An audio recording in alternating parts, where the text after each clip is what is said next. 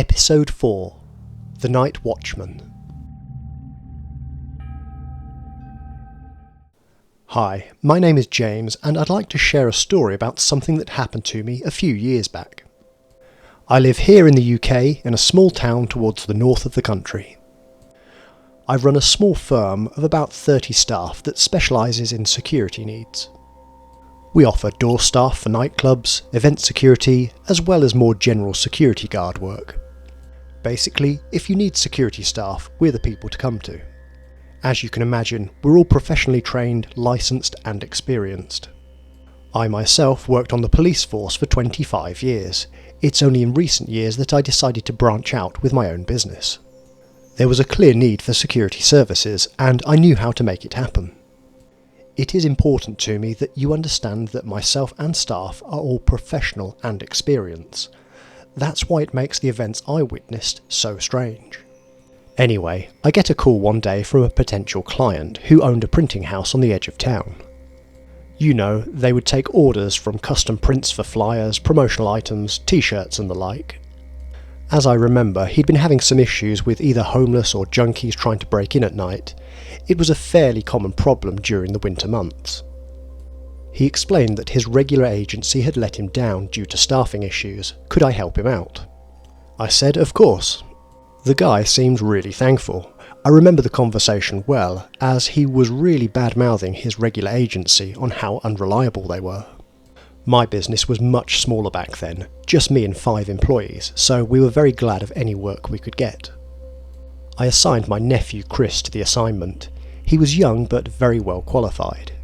I wouldn't have assigned him had I not felt that he could handle the job. It was a dead simple job really. Simply be the night watchman. From the hours of 8 PM to 8 AM, patrol the warehouse and deal with any intruders. It's not a glamorous job and only pays a basic wage. Still, a nice little earner though if you don't mind the hours. So Chris went down to meet the chap, got the keys and was given the tour. Standard stuff really. The warehouse had one main shutter door at the front, a standard door at the rear and a fire escape door with an external ladder up to the top floor. All in all, quite an easy space to patrol and secure. Inside was a bit of a maze. Lots of tall printing equipment, some office space and a few internal walls. This meant lines of sight weren't ideal, but nothing to worry about. There were also motion sensor security lights outside. Chris went in that night with his standard issue equipment, a decent flashlight, a radio, mobile phone and a thermos of coffee. From what I remember, Jean, who was on duty in our HQ that night, got a radio call from Chris at around 1 AM. He was reporting some sort of disturbance at the warehouse. He said he'd potentially followed someone into one of the storage rooms but lost them in there. He'd made sure that the shutter and doors were still locked. Obviously, this implied that someone had already been hiding in the building somewhere, perhaps just sleeping under some boxes, and hid when they realised Chris was also in the building. As standard protocol, we first shout out to let the person know that we're there. We identify ourselves, and then we ask them to do the same. Chris said that he had simply heard the person run. He only got a glimpse of their shadow as they disappeared. Anyway, Chris did the right thing by calling it in. Jean dispatched Thomas, who was wrapping up on the doors downtown, to go and check in on him.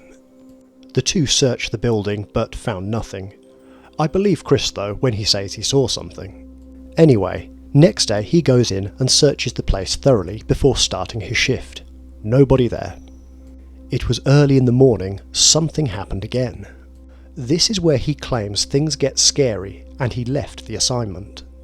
First I heard about this was a call from the owner the first thing the next morning, who was obviously furious as his CCTV clearly shows Chris leaving around 1:30 AM.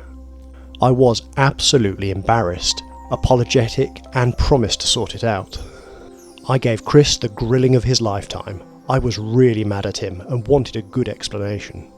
His story was that he could hear a girl crying somewhere on the upper floor in the early hours. Of course, he goes up and checks. He looks around a bit, still hearing the crying. He's convinced that he's getting closer. Then he shines his light in a corner and is shocked to see a small girl in a red dress, facing the corner crying. By this point I was furious with him. A scared little girl versus a grown security officer. This situation should have been resolved in minutes. It's what he told me next though. He claims that the girl continued crying in distress. As he approached, he tried to reassure her and put a hand on her shoulder. As he did so, the girl turned around. Now, he says that the girl basically had no face.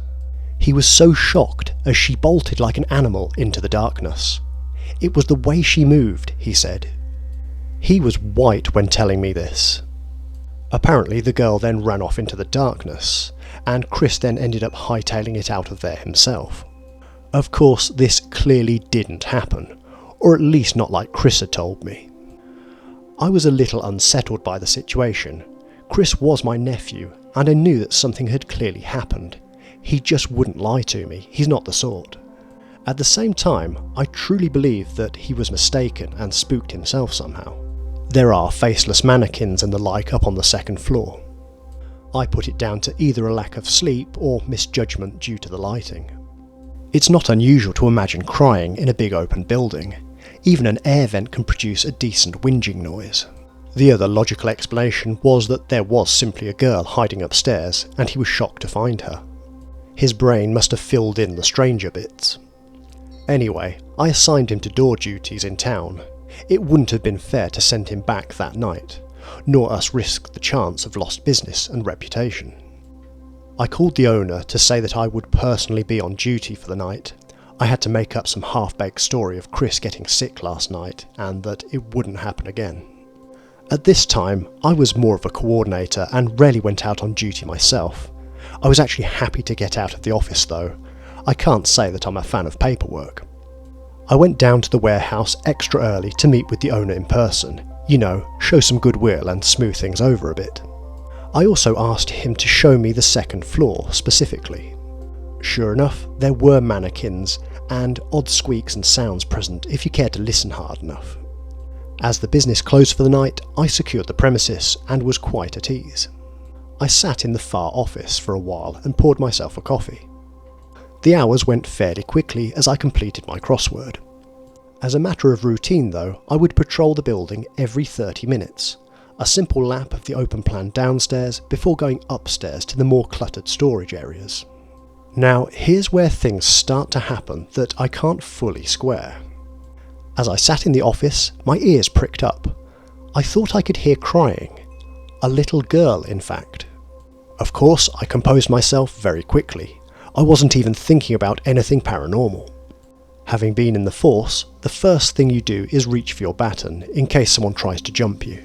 Ghosts can't hurt you. Crack addicts and gangs can. I stopped. I listened. Best I could say was that the crying was coming from somewhere upstairs. I remembered what Chris had said. Mentally, I was preparing to find a lost girl as I slowly crept into the storeroom. I couldn't really see anything past the various piles of boxes and mannequins, but I could hear the crying as clear as day.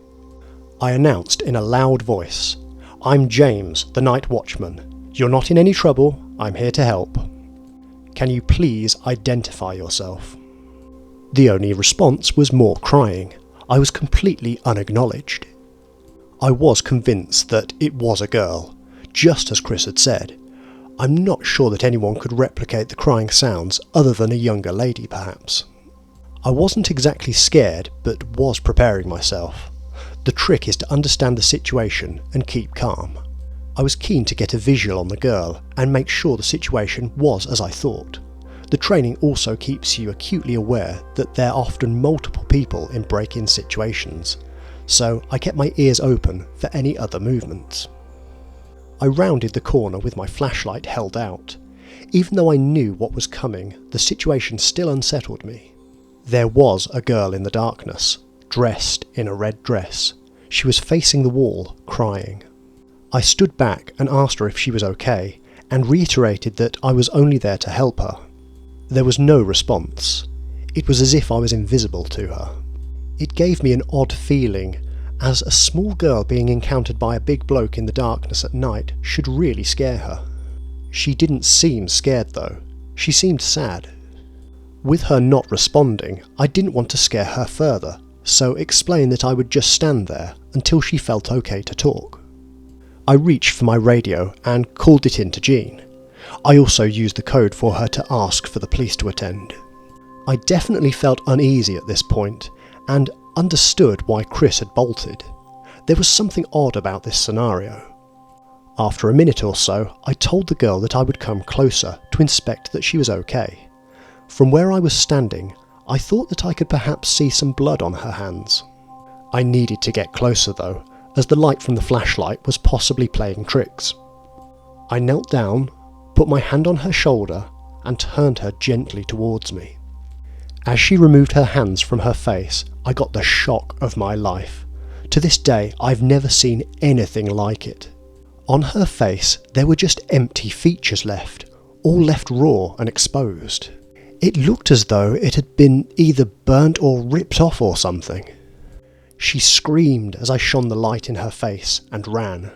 I was still kneeling down at this point, paralysed in fear. She was out of sight now, but I could still hear the crying. I'm not proud of it, but I grabbed my baton and backed away. I stumbled into a mannequin, which didn't exactly help matters. I then swiftly made my way downstairs and left via the rear door. In a matter of minutes, a local beat officer was on the scene in the car park. I must have appeared clearly shaken to the officer as I explained what had happened. He called it in over his radio. He was, however, already with a female officer waiting in the squad car. As per protocol, they performed a search of the building. I went in with them to show them the location. However, we found nothing. No sounds nor ghoulish visions of children. I was convinced that we would find some evidence of blood, or at least some footprints. There was nothing to support my statement to them though. The next morning, 2 more officers attended, as this had officially been reported as a break-in. Again, they found nothing, and the owner confirmed that nothing appeared to have been stolen. I spoke with the owner personally and gave him my honest account of the night, even though I knew it would not exactly help my firm's reputation. He listened and didn't say much. He didn't even seem surprised. However, to my surprise, he did tell me that we had been the 5th agency he'd been to. I remember him saying in such a matter-of-fact way, "You've met Alice, then?" He took me inside to his office and we chatted in a very friendly conversation, very informal, not in the very business-like way we had done before. He explained that I wasn't the first to encounter the crying girl. To this day, neither of us found a logical explanation for the events of that night, but I know what I saw.